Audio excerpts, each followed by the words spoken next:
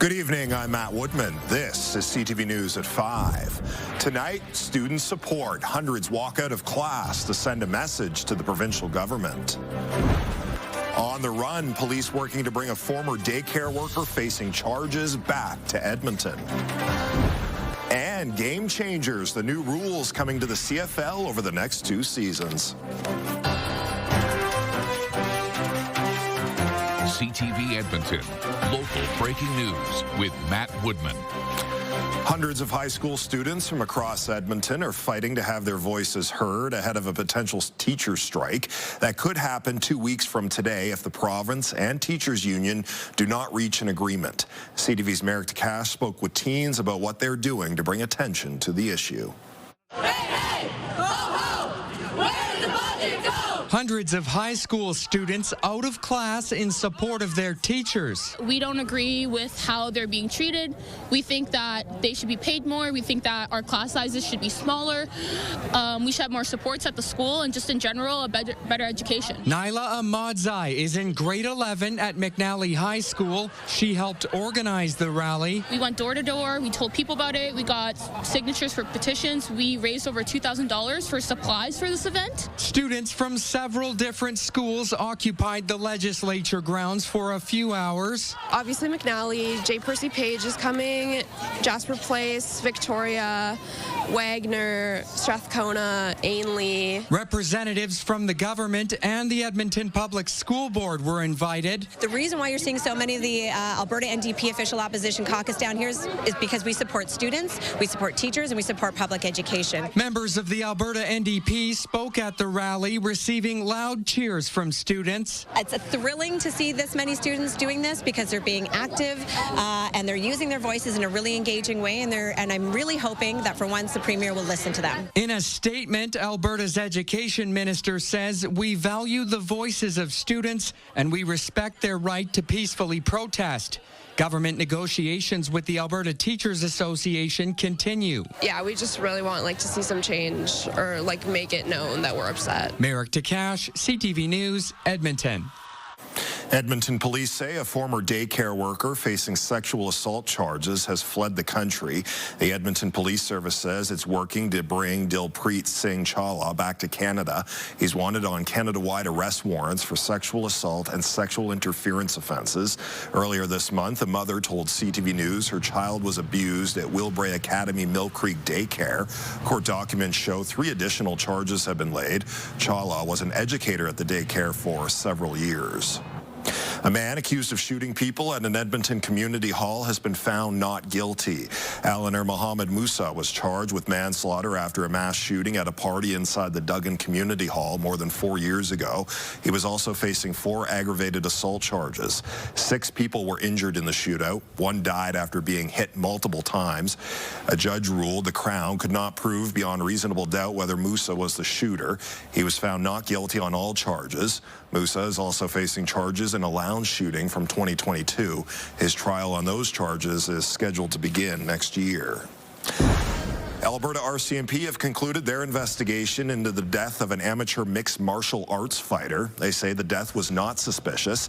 Last November, 33-year-old fighter Troken Duchouan was injured during a charity fight on Enoch Cree Nation.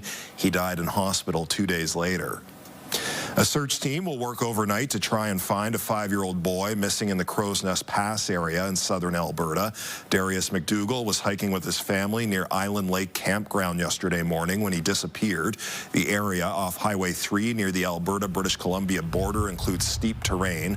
Dozens of search and rescue members, RCMP, and conservation officers are out there looking for him. Police say McDougall has a medical condition that may prevent him from responding to others. Police are looking for the driver of a truck that crashed through a vape store in North Edmonton. It happened around 5 o'clock this morning at a shop near 121st Street and 151st Avenue. Police say there was also a fire. The driver was gone by the time police arrived. Police say no injuries have been reported at this time. The city, Epcor, and the Papa's Chase First Nation have recognized a historic grave site in Rossdale Flats. A sacred pipe ceremony was held in the area today. In 2001, the Papa's Chase First Nation fought Epcor's planned expansion of the Rossdale Flats power plant. The historic grave site was officially recognized in 2005. Officials say today's ceremony is a meaningful act of reconciliation. Our hearts and are full of joy with what happened today, because this is the first step towards unity. It's a creator's law. That's creator's law. Unity. Wakotowin. That's our Cree law. Papa's Chase First Nation Chief Darlene Missick says today was especially significant ahead of the National Day for Truth and Reconciliation next week. The deadline to run in next month's municipal election in Edmonton is now passed. Staff with Edmonton Elections were at City Hall this morning helping a few candidates through the nomination process.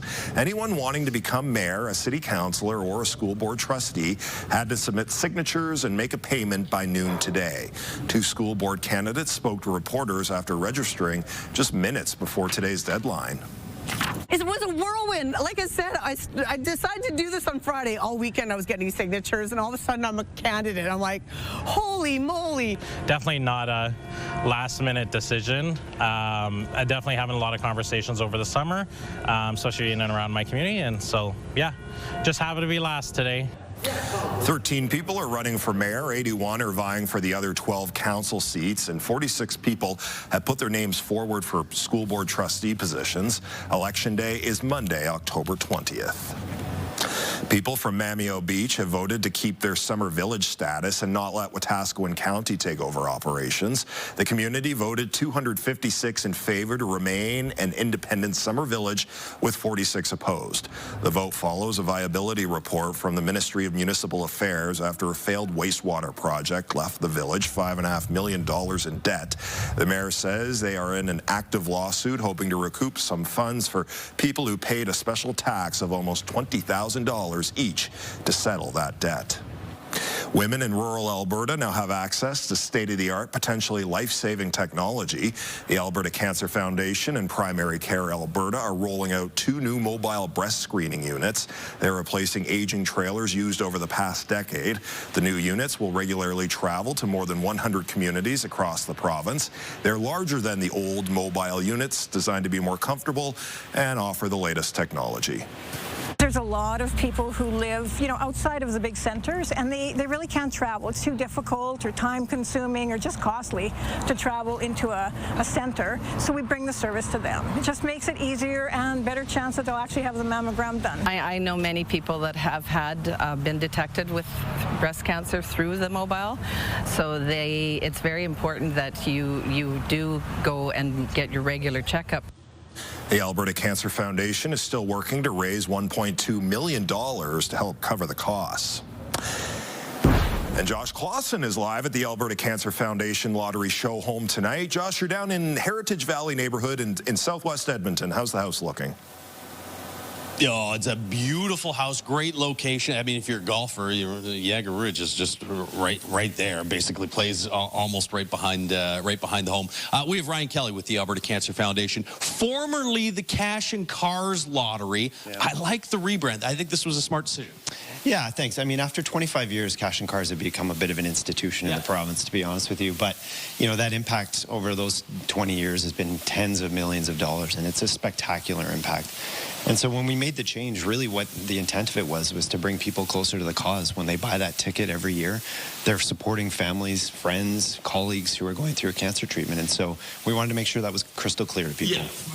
Yeah, right at the forefront. It's the Alberta Cancer Foundation. This is who you're supporting. I think we all know someone in our families. I heard a stat. It's like 63 Canadians every day that hear that they have cancer. Okay, so the money that is raised from this, where exactly is it go? What exactly is it helping? So this lottery funds 2 really important programs for us. One of is our patient financial assistance program, and so that program supports patients all across the province, 600 of them, who for one reason or other through the cancer diagnosis need a little extra help, and so we're there to support support them. And the second is clinical trials. Clinical trials at any given time in Alberta, there's 200 clinical trials happening. That is the glimmer of hope for people who've lost all options, and it helps us advance the pace of care in Alberta. So it's really, really important, and the ticket makes a huge difference in us funding those programs. And potentially, it could make a huge difference in the winner's life. There are some great prizes, and people get to choose when they win. Yeah, so we have 1,000 prizes this year, including, a great partnership with Kimberly Homes. So if you win the Edmonton Grand Prize, you can choose a $1.25 million custom dream home, and you get $1.25 million on top of that to make it. You get the house plus $1,250,000. And even if that's not enough for you and you choose you want the cash, we'll give you $2.25 million cash. So you get to choose. It's a spectacular option for people. And another great prize coming up. Thursday's the early reprise deadline. Yeah, that's right. So if you're in by Thursday, you get a BMW convertible if you win that prize. Plus you're in for all the draws that come after. And it's there's a lot of them. Okay, Ryan, very quickly, where do people go to get tickets? AlbertaCancerLottery.ca. Okay, there you go. Ryan Kelly, thank you so much. Let's talk quickly a little bit about the weather, and then we'll talk more about the lottery later in the newscast. 22 degrees right now in downtown Edmonton. There is a little bit of a breeze. It's about 15 to 20 kilometers per hour, but not terribly strong, and lots of sunshine hanging over the Edmonton area today, and I think it'll be another sunny day tomorrow. It was a cool start to the day, no worse than average, but 6 degrees this morning. Looks like 23 will likely end up as the daytime high. Sunshine here in Edmonton and off to the south, but you can see there have been some fairly thick clouds and some showers in northwestern Alberta. We'll see a few clouds slide through this evening, but no precipitation expected until there's a slight chance Wednesday. I think Thursday night might be our best bet. For tomorrow, though, light wind and again into the low 20s under mainly sunny skies. So autumn officially started today. Still kind of feeling not really all that autumn-ish, though, Matt. There will be some cooler days to come, though. We'll get to that with your 5 to 10-day forecast in a couple minutes. All right, Josh, thank you. Coming up next on CTV News, getting into the game, why more and more women are learning to play golf. I see people out golfing all the time that I never even would have pegged for a golfer.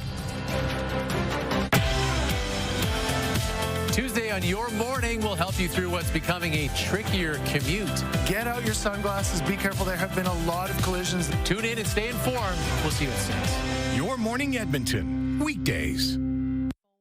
Programming brought to you by James H. Brown Injury Lawyers, the heavy hitters of injury law. The CEO and president of the Edmonton Elks says he's excited about the changes coming to the CFL. The league says structural changes to the game will take place in 2027. That includes moving the goalpost to the back of the end zones. The end zones will also be smaller, dropping from 20 yards to 15. The field will be shortened from 110 yards to 100. The width will stay the same. Chris Morris says this will be good for the growth of the game. Anytime there's a change of this magnitude, there's going to be people who are unsettled, and I think it's important to just sort of give this a chance and see where it goes. There's been a lot of thought put into this by our commissioner and by our board of governors, and I think there's some real evidence showing that it could create some positive impact in our games.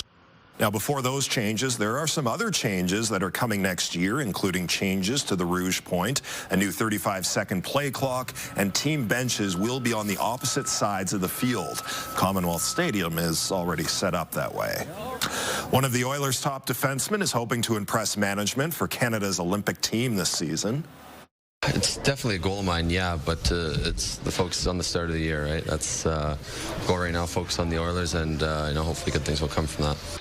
This will be Evan Bouchard's first opportunity to crack Canada's Olympic roster. The games are in February in Italy. The last time NHL players were eligible to play in the Olympics was in Sochi in 2014. The Oilers head coach feels Bouchard's doing the right things to earn a spot. I think there was a lot of uncertainty about how good he was. Obviously, they saw him in playoffs in 2024 and, was outstanding. And he was able to follow that up with another solid playoff round. So, I feel it'd be very difficult to keep him off. I see him every night. I'm obviously biased. The Oilers' preseason schedule resumes tomorrow night when the team visits the Winnipeg Jets. As golf season nears its end in Edmonton, more women are picking up clubs. As CTV's Nara Manisa explains, it's part of a trend right across the country. Friends Amanda Rami and Tessa Wittig have spent a lot of time at the golf course this summer. We wanted to have like a nice outside summer activity that we could kind of play with, maybe make new friends, be outside, have some fun, be a little active. They say they noticed more of their friends were hitting the links. I see people out golfing all the time that I never even would have pegged for a golfer. I feel like it's become such a social sport now, too. New stats show more people picked up the sport during the pandemic. According to Golf Canada, the number of women who signed up for golf memberships was 1.6 million in 2023, an increase of 100,000 from 2021. And you also can't let the guys have all the fun, too, because it used to be such a male-dominated and oriented and dominated sport. Christine Murawani is one of the co-founders of the Women of Leisure and Fun group. The group is hosting its first tournament at the end of September. We ourselves have attended a lot of tournaments this year where they were kind of just lacking in the fun, welcoming, social element, and we kind of wanted to create that vibe ourselves and do better. She says the sold-out event will be a place where women can play, network, and have fun without added pressure. And I'm seeing more 30s and 20s year olds pick up the sport and kind of bring a new energy to the game. Murawani has been playing for decades. She says she wants to inspire the next generation of golfers. You know, I hope that my daughter sees me and how much fun I'm having and that she joins me as well. Getting more girls having fun on the fairways. Naram Nisa, CTV News, Edmonton. Still to come tonight, a chance encounter running into all 4 Lord of the Rings hobbits a long way from the Shire. I was crouching down a little bit, if you couldn't really tell in the photo, because I'm much taller than them, and I didn't realize how much taller I was. Programming brought to you by James H. Brown Injury Lawyers, the heavy hitters of injury law. Ran into some of his favorite actors from Lord of the Rings while leaving Rogers Place Sunday night. They were introducing themselves and everything. Billy noticed I had my phone in my hand, and he was like, would you like to get a photo? I'm like, oh my God, yes, please. I didn't hesitate. Pulled out my phone and was able to get a picture with them and everything. I was crouching down a little bit, if you couldn't really tell in the photo, because I'm much taller than them, and I didn't realize how much taller I was. Will Wantage spotted Elijah Wood, Sean Astin, Dominic Monaghan, and Billy Boyd on Jasper Avenue last night. The 4 actors starred as Frodo, Samwise, Merry, and Pippin in the Lord of the Rings trilogy and were in town for the Edmonton Expo. Wantage says they told him they had a great time visiting. And they noticed that I was wearing my jersey, and they were telling me that they were wearing their own that had 25 on the back and their characters' names on everything. All 4 of those jerseys, by the way, were signed by the actors and will be auctioned off in support of the Oilers Community Foundation. All right, let's head back down to the Heritage Valley neighborhood in southwest Edmonton this evening, where Josh is at the lottery home for the Alberta Cancer Foundation. Josh, some great-looking weather, a great cause, and a great-looking house. Yeah, and again, a reminder, the early bird prize deadline, the brand new BMW plus $125,000 midnight Thursday. So albertacancerlottery.ca. And I mean, if you're even considering getting tickets, just get them before Thursday so you can be in for the early bird prize and all the other prizes, and of course helping to support the Alberta Cancer Foundation. All right, let's take a look outside right now with the River Valley Sky Cams, brought to you by Action Furnace. Action Furnace, fixed right, it's free.